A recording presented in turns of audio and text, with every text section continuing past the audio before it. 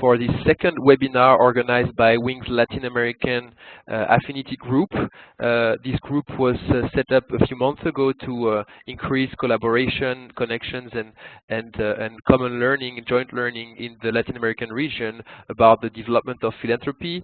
And one of the objectives of this group is to look at strategies and challenges and possible learnings around issues that are linked to the enabling environment for philanthropy and civil society. This is why the group has decided to organize this webinar on this topic, following a first webinar we had a few days ago on the promotion of a culture of giving in the region.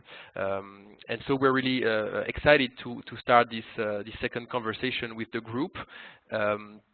So as you have seen from the presentation of this webinar, we have three experts and practitioners from the region who will present the challenges that we are facing in Latin America around enabling environment, some of the possible strategies that can be implemented to address them.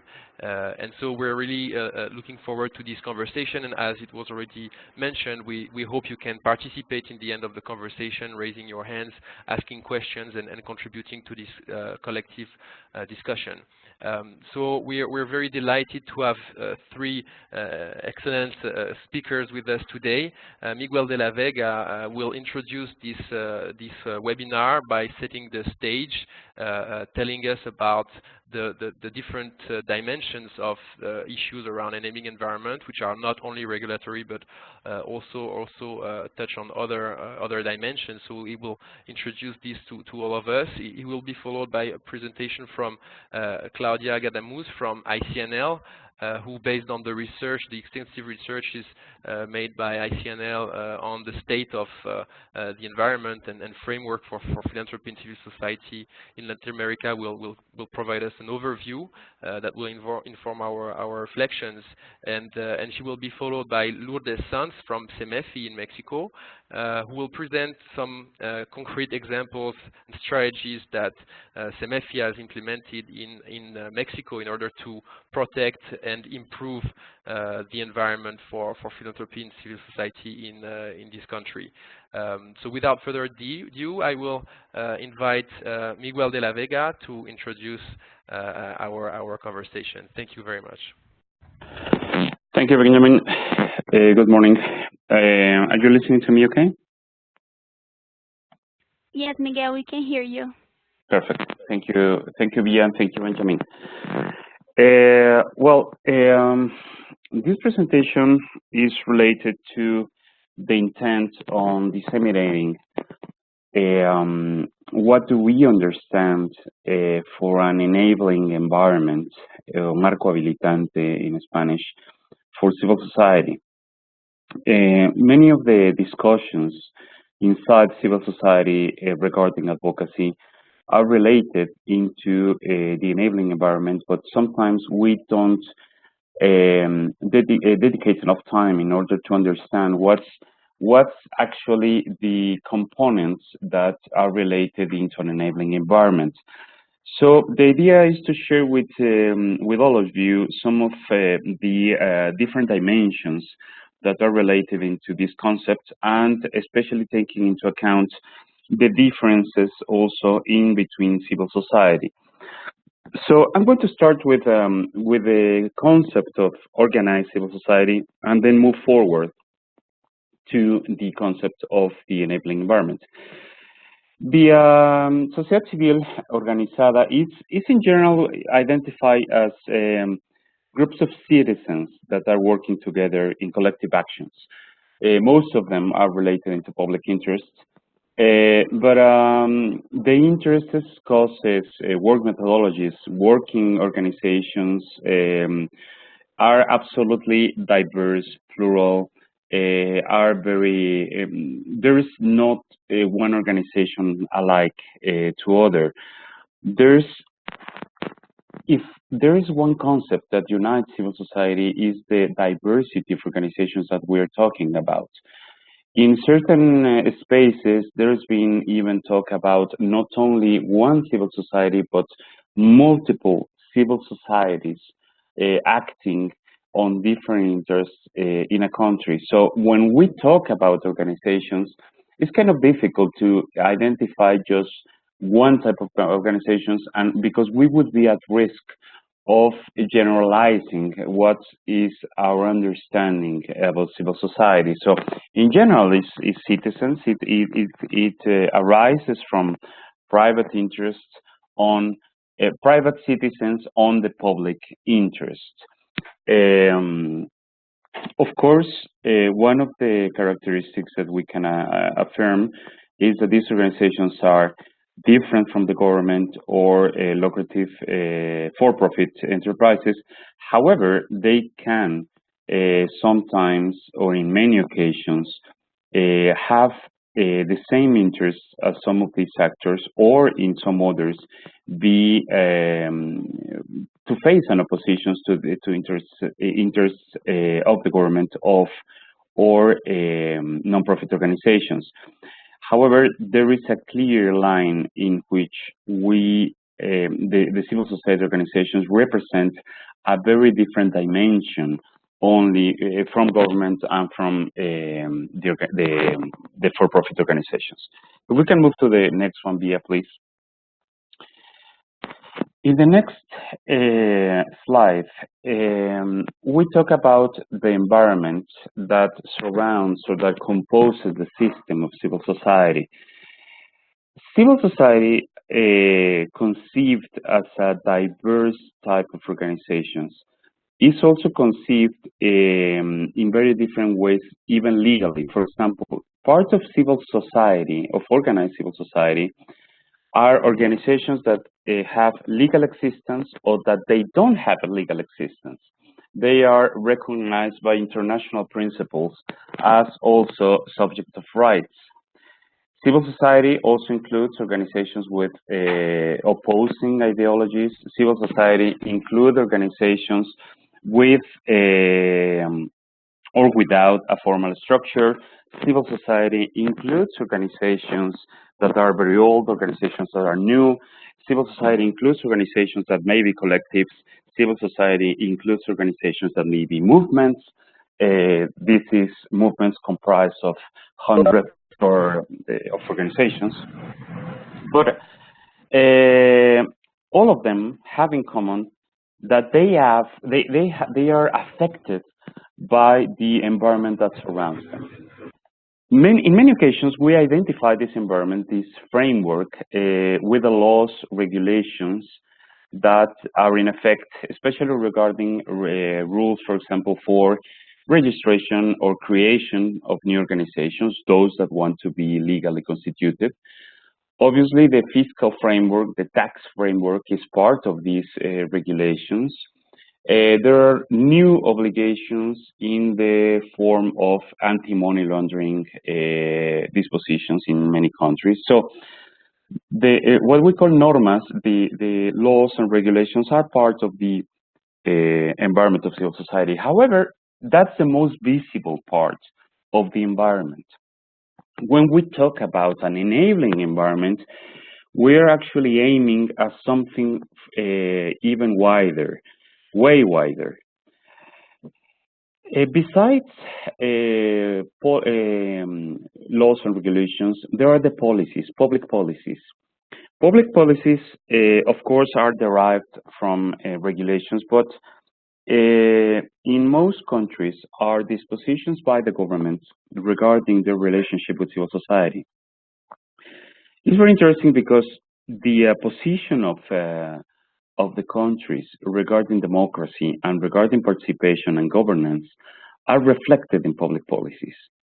Thus, we have countries that are very open to civil society, and their public policies are very welcoming regarding the participation of civil society in the cycle of public policies. This is the design, the execution and supervision of different plans and programs for public interests conducted by the government. In other countries in our region, this position is not as open as it should be, so the public policies are very much restrictive or even blocking the action of civil society. So this is not necessarily related to laws, but to the position of the different governments regarding civil society and the openness they have in order to allow civil society to work freely, to be included, to be free to act critical and in favor of the defense of rights, for example. This is part of an enabling environment. And when I'm talking about governments, I'm not only talking about national governments, I'm also talking about local governments, which may have a very strong influence with local civil society in around the region. Another aspect that is quite important and is also influenced by the government are the resources. The resources in many occasions are favored by government dispositions in order for organizations to be able to access to those resources.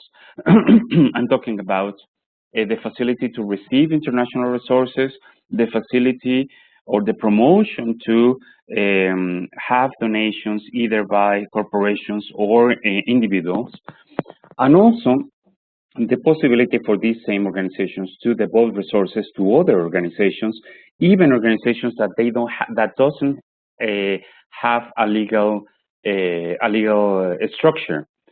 This was especially interesting last year when the European Union office in Mexico opened a call for proposals for organizations that didn't have a legal existence. This is really interesting because it recognizes the rights of collectives comprised by indigenous people, migrants, youth, neighborhoods, etc. So the resources and the facility in which organizations may access to those resources is part of this framework.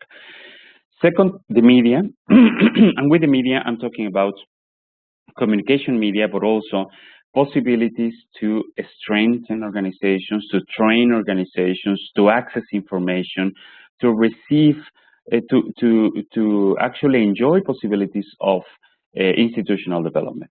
And finally, a couple of them that are sometimes not as visible is the equity in the treatment of civil society as a whole, and not the preference, as it happens in many countries, to certain organizations which are more closely related to governments instead of others that may be more critical. And lastly, the risks.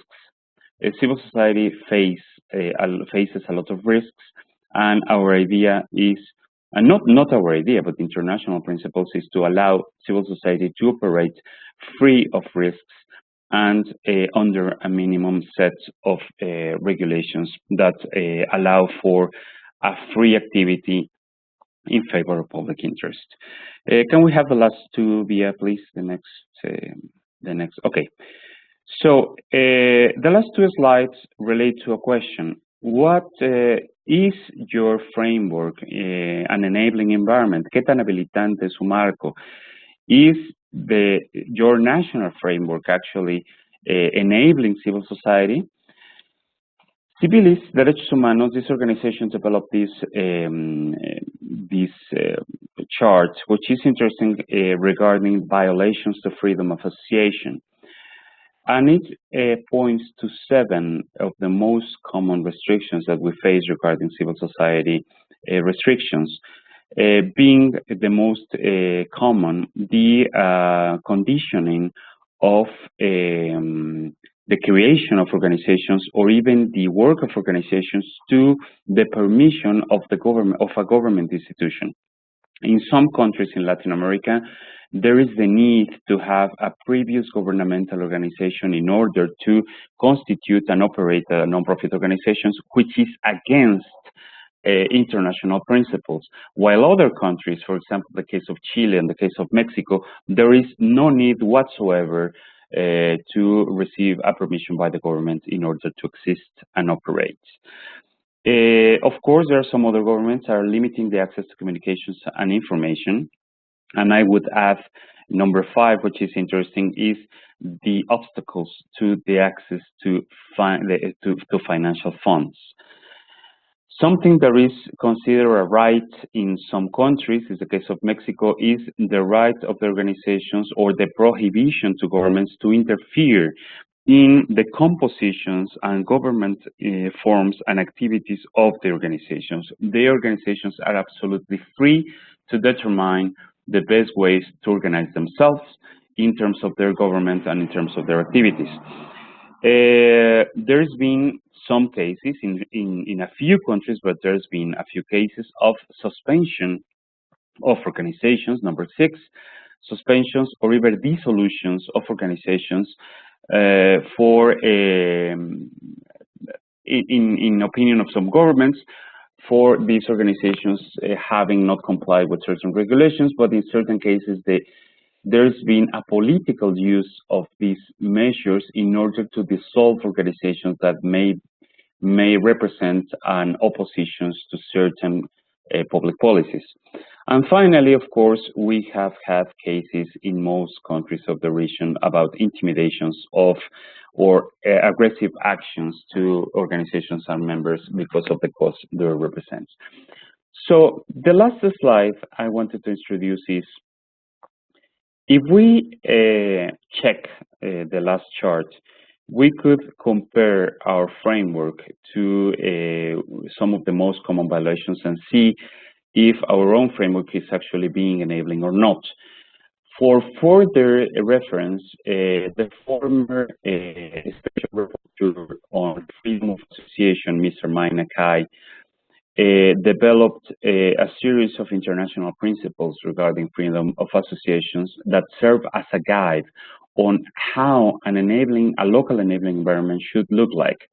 This is very interesting because there are certain practices that we as organizations accept and that they are not accepted as international principles.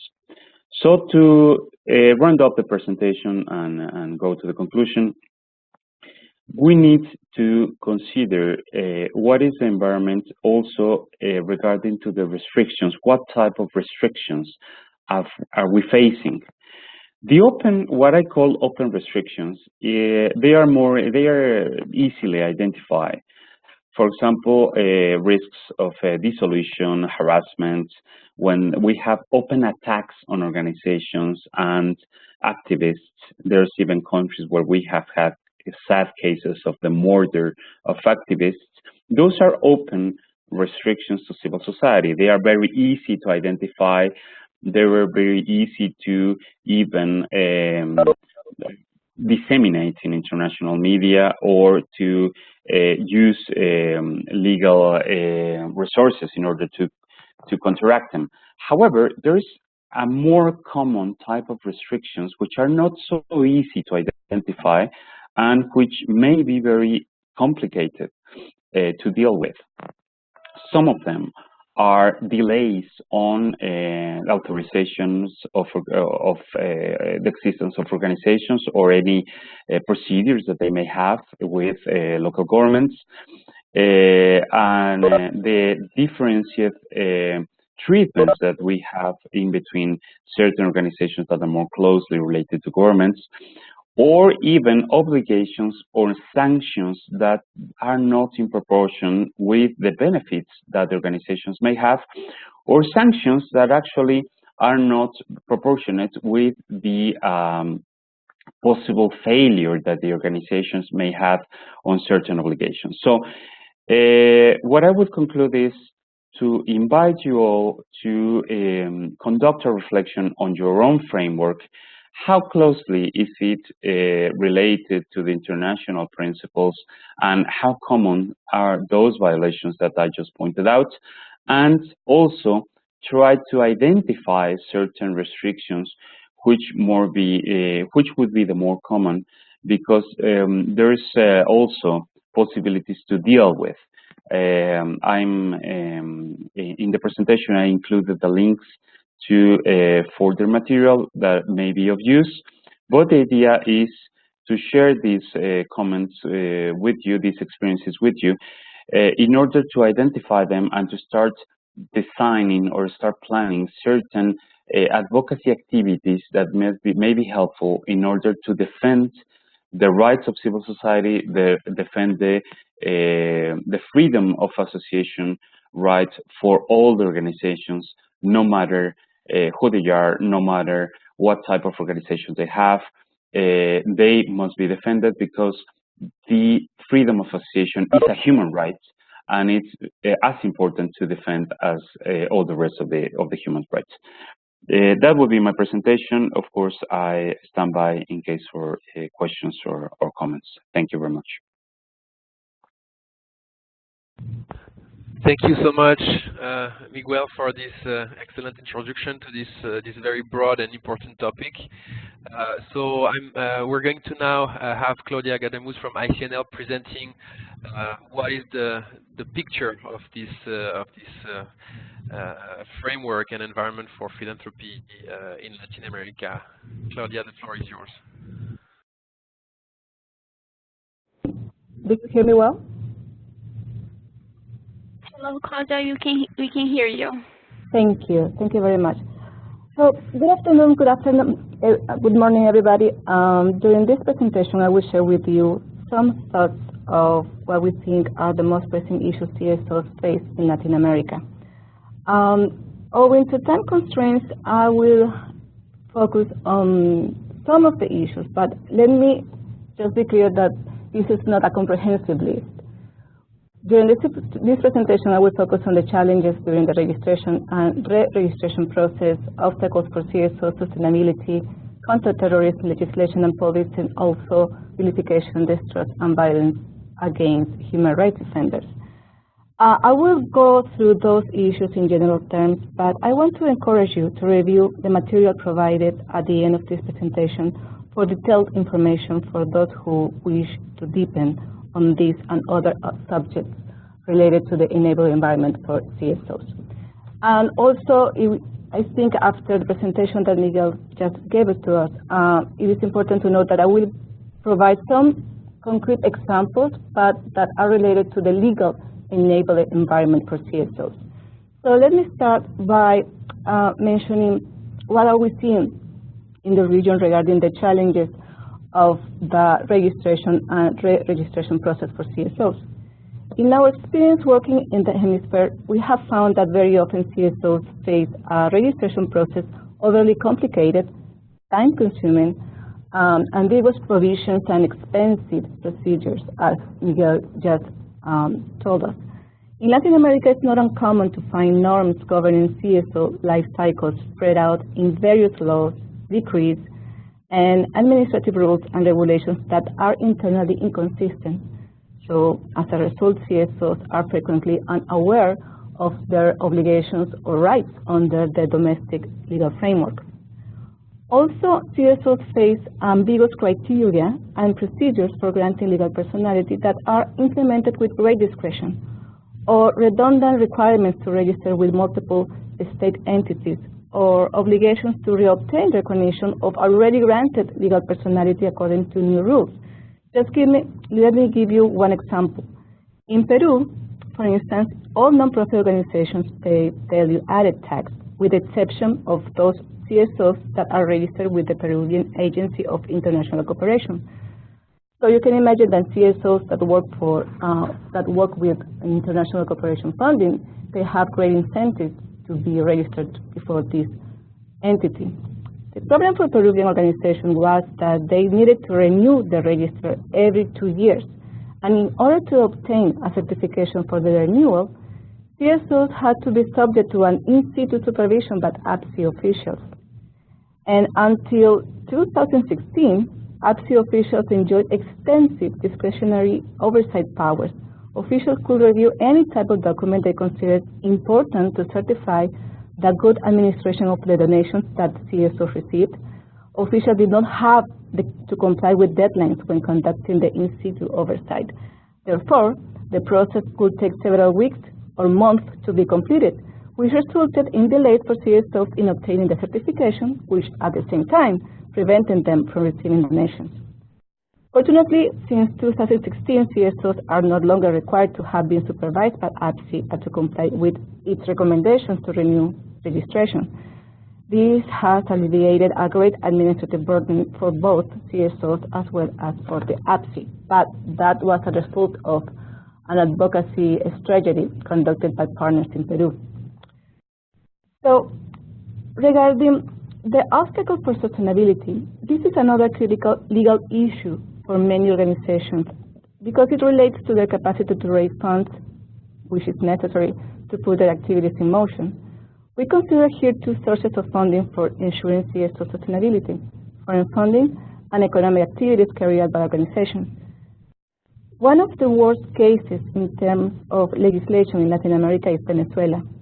The law for the defense of political sovereignty and national self-determination, enacted in 2010, prohibits any organization with political aims or any organization that protects political rights from receiving any kind of foreign funding or economic aid, be it from a natural foreign citizen or a foreign organization.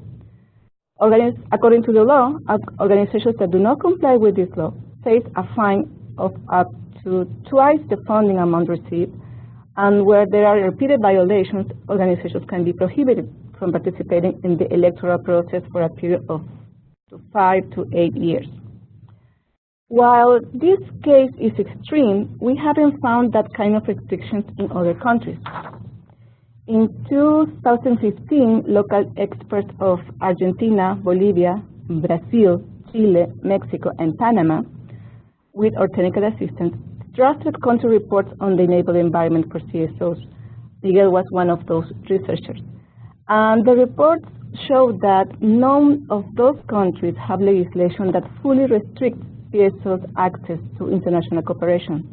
By contrast, the reports present a variety of norms that regulate the way international funds must be received or must be reported. These requirements have an important impact on CSOs' work. Another example, in Mexico, the 2013 anti-money laundering legislation treats donations to CSOs as vulnerable activities and requires CSOs to create and maintain for 5 years dossiers containing personal data on their donors. This is a heavily administrative burden for CSOs. Now, in none of those 6 countries that I mentioned, CSOs are not prohibited from undertaking income-generated activities. While it is true that each country has its particular fiscal rules in terms of how much CSOs can be tax-exempted, we have seen that one of the key problems when drafting and implementing such rules is the lack of understanding by tax officials of how the nonprofit sector works. Tax officials are usually very suspicious of CSOs. They think about them as tax evaders or to use one common term, fake organizations created for dividing public funds. And in practice, officials implement tax rules to reinforce their own suspicion on CSOs, which results in unjustified delays in processing tax exemption requests, or it results in burdensome tax reporting requirements, which is also a great deal for CSOs in Latin America. The next issue that is becoming a great deal for CSOs in the region is the counter-terrorist legislation and policies. Probably you have heard about the Financial Action Task Force, which is an intergovernmental body whose objectives are to establish standards and promote the effective implementation of legal, regulatory, and operational measures in the fight against money laundering and against financing of terrorism. FATF has developed 40 recommendations for member countries, among which recommendation number 8 is related to nonprofit organizations. According to several experts on the subject, this organization is considered as the most powerful intergovernmental entity of which almost nobody has heard of. Member countries have reformed or approved anti-money laundering and anti-terrorism financing laws and regulations in order to comply with FATF recommendations. The problem for the non-profit sector in practice with these new laws has resulted in new registration obligations additional to those already existing. As a result of this new law, new powers have been granted to different public entities to regulate and oversight the work of the non-profit organizations. Also, we have seen new disproportionate sanctions and problems in accessing financial services for nonprofit organizations. Also, we've seen that based on this law, there's a new use for definitions of the crime of terrorism to criminalize the exercise of fundamental rights. These type of regulations are becoming a great problem to exercise other fundamental rights, such as peaceful reunion or freedom of expression. If you go in detail which each of these laws, you could see that those are written in such a ambiguous way that it could be used very easily by any official to restrict those fundamental rights. And last but not least, the trust of CSOs, including development CSOs, manifests itself in a myriad ways: unjustified rates, false allegations, which lead to lengthy and expensive legal challenges, forced closures, and in some cases, violence against human rights defenders. At best, where the relationship between the government and civil society is antagonistic, lack of collaboration and inefficient allocation of resources, and also miscommunication are likely. But at worst, individuals suffer, communities deteriorate, and CSOs activists are smeared, attacked, and in several cases killed. Unfortunately, in Latin America, we keep seeing that several states in the region continue to fail in protecting human rights defenders, or continue to fail in promoting and enabling legal environment for human rights organizations. And based on our experience, recommendations that we have for our partners are some of that you have on the screen right now. Just a few suggestions on how we can help CSOs in the region. First of all, we need to continue to empower civil society by strengthening the monitoring of civic space threats, opportunities, and trends. It is important from our point of view to pay attention to new trends in the region. For instance, right now CSOs are exploring new legal forms to generate income as social enterprise. This is a new issue that is arising in the region, and we have to pay attention on how to help CSOs to develop these new legal forms and have all the tools needed to generate new different ways of income. Also, it's important to adapt aid modalities to current realities. As trends in the globe have showed, social conflicts can erupt anywhere, at any time. Therefore, more flexible funds, long-term core support, and even non-financial support for groups and movements that may not be formally registered are crucial for the civil sector. Also, please keep in mind how to galvanize government to defend and expand civic space. This could sound crazy, but actually that has been one of the key strategies that has worked for us and our partners in several countries in Latin America. By promoting meaningful engagement and dialogue on civic space issues between CSOs and government, our partners have paved the way for meaningful legal reforms that have benefited the civil sector. And it is important to commit to the long-term support. While crisis-oriented support is necessary and important, it is not sufficient. As the nature of global challenges evolve, we all must be nimble and ready to adapt in innovative ways. And again, I would encourage you to review the bibliography that is copied here in this slide, which will provide you detailed information about what I have talked about to you. Thank you. Thank you so much, Claudia, for this great overview of some of the challenges that CSOs are facing in the Latin American region. So as we're now going to have a last presentation, which will provide a more practical perspective on this question, and also illustrate how philanthropy support organizations or infrastructure or organizations can play a role in addressing some of these questions, positively influencing this framework and this environment for philanthropy and civil society. So Lourdes from SMEFI, the floor is yours. Thank you for your presentation. Hello, everyone. Thank you very much, Benjamin and Wings team, for the invitation. Well, as the two people prior to my presentation said, relationships among civil society and government in everywhere in the world tend to be very tense because civil society organizations raise a critical voice to government actions. So I think there are many issues behind this effort that we need to do to enable environment. My presentation will have two parts. First, I'm going to do a brief view of what SMEFI's strategies have been in enabling environment since our beginning. And in a second part, I'm going to tell you a little bit about an effort that we have carried out during the last elections that we have, with the goal to play an active role with the candidates. So first, I'm sorry, I'm not doing this right. Okay, there we go. First, talking about what SMEFI has done. We started in 1988, we were founded, and in that time we really didn't have any existing legislation other than the tax law and the registration law for civil society organizations.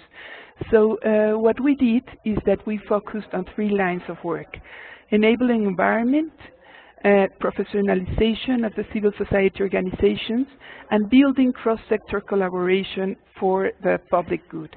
So we started with research. The first thing that we did was to find out what the state of the art was, what the needs of civil society were, and we started building a very close relationship with civil society organizations. We turned into a membership association. We created a center of philanthropic information within SMEFI, and we created a directory that nowadays we have more than 33,000 registrations of organizations there, so that we can start bringing together organizations with their different points of view and their different words to have like a context of what we had. We also started monitoring and making efforts to advocate for improving legal and fiscal frameworks, and also to open public spaces and to have a bearing in public policy. We did that by building closer relationships with government offices, the different offices that had to do with civil society organizations and with the Congress. And we also started creating alliances and collaborations with other organizations that were interested in this. So I did that wrong, sorry about that. Here. My goodness. What were our main achievements and the methodology? I point out up there that the main thing that we did was act as a catalyst. So maybe the major achievement that we had was the creation of a law in 2004 in which government recognizes the value and benefits from civil society organizations' work and the need of the government to provide support. So in this legislation we have different rulings that talk about how government will help and do donations to civil society organizations' work.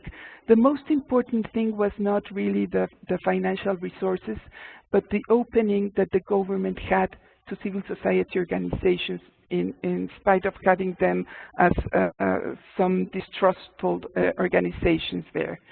Then we also make a lot of changes in the fiscal frameworks, which were focused only on organizations that offered humane services.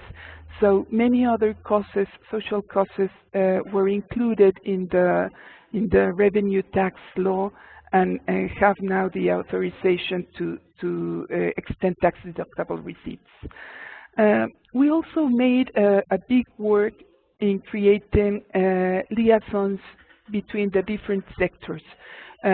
We brought some methodology, we had different workshops, publications, etc., to bring a way in which the three sectors, civil society organizations, corporations, and government could act together and have something to do in changing our reality. And also within the research area that we have in CEMEFI, we advocated for the inclusion of a satellite account for nonprofit and related institutions and volunteering in the Mexican National Statistics Institute, according to the UN SD national accounts. So now we have in Mexico this official data that is collected by the government and can be compared with other countries. So regarding what we are trying to do from CEMEFI as a membership association and support organization is opening spaces instead of having them closed, trying to reopen them again whenever we have any problem. And now I'm going to comment a little bit about what we did for the elections. First, in 2012, when we were going to have the elections for the current administration here in Mexico, CEMEFI with 20 other organizations joined and created what we called a Citizens Summit. In that time, the name was For a Peaceful and Just Mexico. So we came together and we proposed an agenda that came from civil society.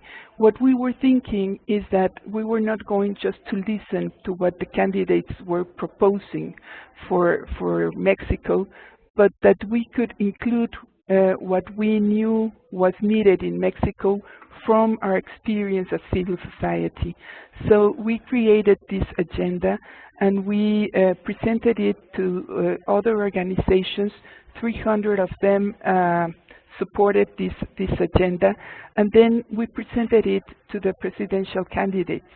They analyzed this proposal, and some of them committed to some of the topics. None of them signed a commitment for all of them, but they read them and they answered us. And this experience was also part of what was later on signed, named the Pacto por México. It was an agreement between the political parties, and it included some of the proposals that we wrote on the civil society agenda. So it was a big achievement to have them listen to civil society and commit to that. We did a follow-up. We had a second Citizens Summit. This was not in the context of an election, but anyway, we created the document and we presented it to the government agencies. It is unclear if it had any repercussions. We do not have the data, but we did that effort. And for these last elections, which were the major, the wider elections that we have had in our history, we have more than 1,500 positions that we voted on. We worked also on creating a document. We were around 40 convener organizations, and we presented it also to society and the presidential candidates in a different format, because this time we invited the candidates to come to a summit. 366 organizations joined and supported the 76 proposals. The 4 presidential candidates received them. 3 of them went to the summit and expressed their points of view there. And the other one, the winning candidate, was not with us in the summit, but he sent his position on the proposals. What we did is that we selected main themes that we needed to address.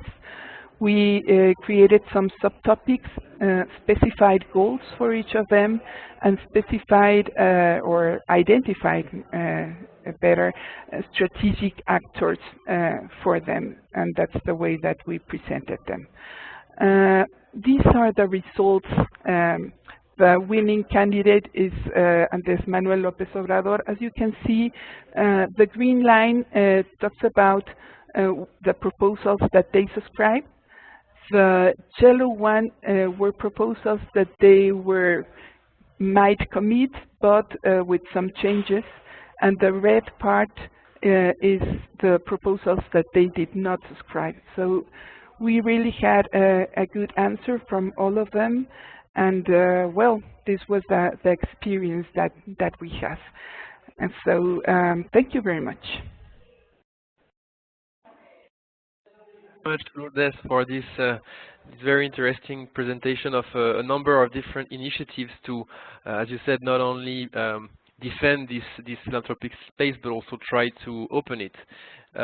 So I think now it's a good time for also our participants to ask any questions they would have. If they want maybe further information from some of the presenters, or if you want to comment or share your own context or your own initiatives to protect or open the space for civil society in the Latin American region, we would be really happy to hear from you. So I'm heading over to our colleague Bia, who is managing the chat, and will let us know if there are some already some questions that we received, or some of the participants that have expressed the will to share some comments. So Bia, is there anything that the participants are asking?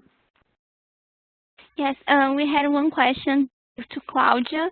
The participant asked, in your opinion, what would be the specific or concrete activities to defend and expand civil society in Latin America?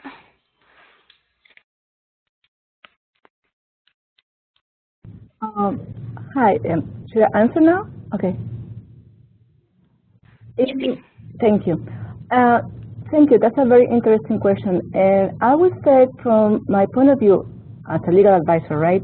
Not as an activist, but as a legal advisor and knowing a little bit in depth what is going on in Latin America, I would say that one concrete activity that will be very helpful and is helpful for CSOs is to build capacity among the civil sector on the legal standards for the defense of the right to associate and to the right to express their opinions and the right to participate in policy making and the right to peaceful assembly. By building capacity on those particular issues, CSOs are very prepared to get into informed dialogues with government officials and try to influence the regulations within their country. In our experience, that has worked. You cannot expect quick changes when CSOs are working with government officials, but in the long term, it's better for them to have a seat on the table discussing what kind of regulations should be drafted and how those regulations should be implemented by taking into consideration the international standards. That will, in the long term, ensure a better enabling environment for CSOs from my point of view, of course. Thank you. Thank you very much. We have another question. In all the activities of CSOs and NGOs, are you including training, program learning, active initiatives about working with international organizations regarding administrative process? The participant didn't specify who answered, so any of the presenters can answer. Thank you very much.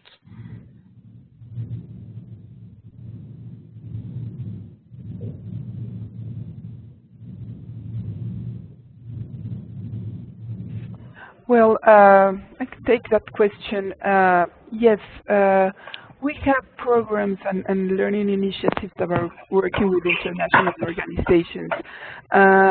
We have similar legislation in Latin American countries.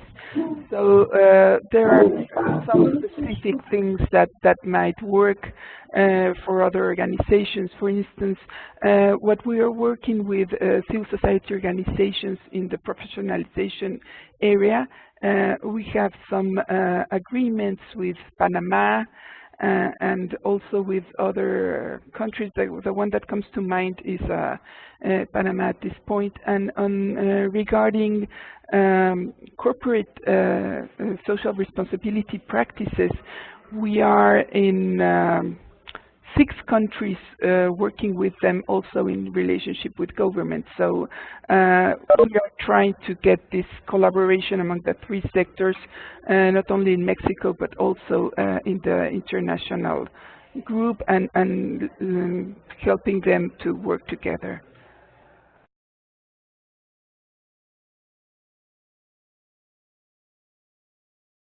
Thank you very much. We have one more question. The question is how to allow a more diverse environment and how to engage citizens to be a part of this process. It's open to all the participants as well. Thank you. I'd like to take. The advantages with civil society is that it's already diverse.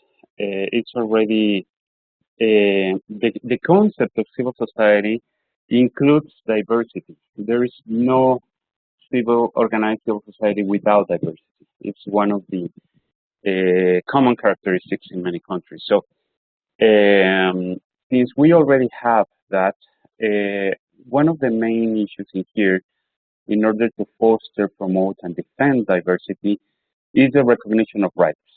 In many countries, there is a definition of what the government recognizes as civil society organizations or non-profit organizations. And usually, those countries recognize certain rights for those organizations. However, if we take into account the international practices, the international principle points out that there is no need to have legally constituted organizations in order to be recognized the right to association. Therefore, there are many rights that can be recognized to a wider variety of types of organizations, disregarding whether they are or not constituted, whether they are big or small, if they have a structure, if they don't have a structure. There is an example that is maybe interesting to consider. Last year, the Ministry of Interior in Mexico issued some guidelines on mechanisms for participations for citizens in public policy. In those guidelines, the Ministry of Interior recognized that the participation was open to civil society organizations as recognized by law, which are some of the whole universe of civil society organizations, but also it opened to the participation of other types of organizations, such as those that I mentioned without legal existence, or collectives or movements, groups of activists, whatever. So, what is important in here to foster the diversity and to promote diversity is, as Claudia was pointing out, is to be aware of which are the international principles. Second, which are the most common rights that are recognized for civil society in several countries around the globe, or especially in the region.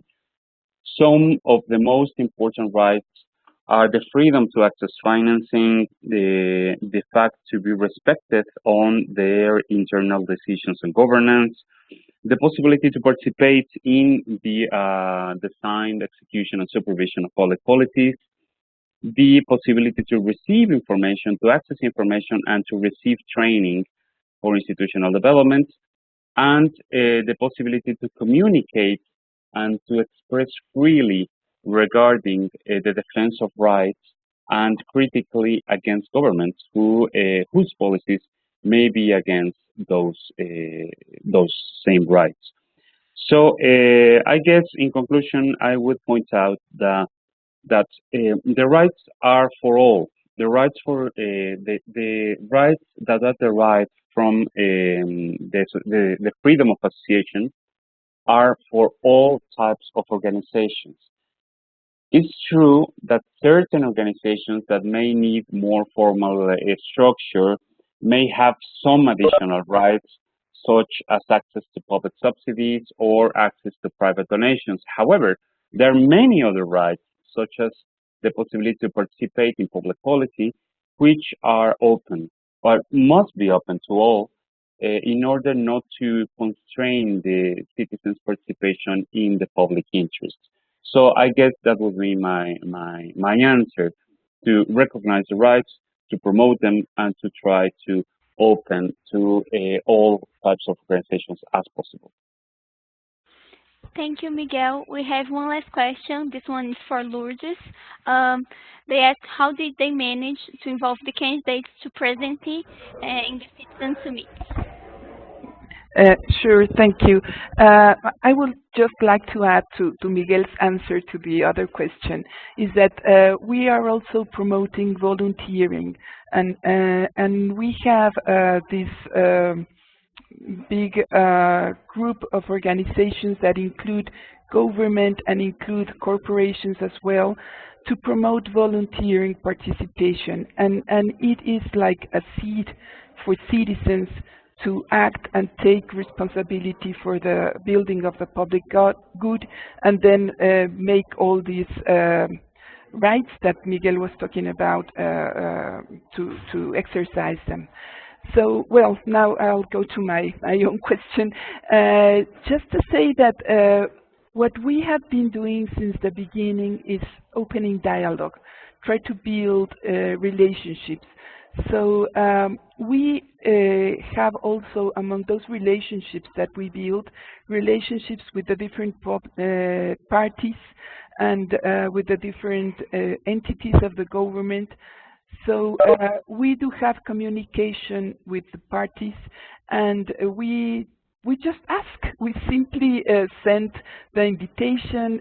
We ask them to listen to us, to come to the summit. We were a big group. We sent the work that we did, the documents.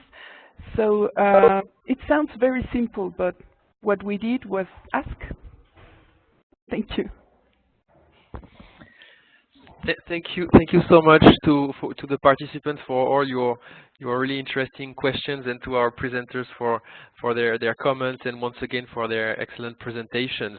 We're going to close this webinar right now, but before that, I just wanted to mention a couple of things of information for you. One is that I think we heard like great examples of concrete strategies from a philanthropy support organization, in this case from CEMEFI in Mexico, about how this type of organization can have a positive impact in terms of protecting and expanding the space for civil society and philanthropy. So WINGS, together with Civicus and with the International Forum of NGO Platforms, we launched a call for concrete cases of that kind that we want to aggregate together and to publish, so that we can share practices and illustrate also the impact of the sector in improving this enabling environment for philanthropy. So the call is still open, so just be in touch with us if you have other cases you would like to share with us, and that we might be able to feature in this work. Another announcement is that we mentioned this important question of the negotiations around the Financial Action Task Force recommendations and the role of non-profit organizations in this advocacy work. So we already had a joint webinar organized together with the European Foundation Center, and so this webinar is available on our YouTube channel. We can send it to you if you're interested, and we're going to organize a second webinar on the same topic, again with the EFC, with the European Foundation Center, between late September and early October. So just stay connected, stay tuned, and I hope that can also provide some useful inputs on that more specific topic. And then finally, if you're interested in joining the Wings Latin America Affinity Group, which provides a space for concrete and practice exchange among support organizations for philanthropy working in the Latin American region. Just reach out to us and we'll be happy to include you. Once again, I would like to thank all the presenters and all of you who were on that call, and we look forward to further engaging with you on these issues. Thank you very much. Thank you, everybody. Thank you very much, everyone. Thank you, Benjamin, Wings.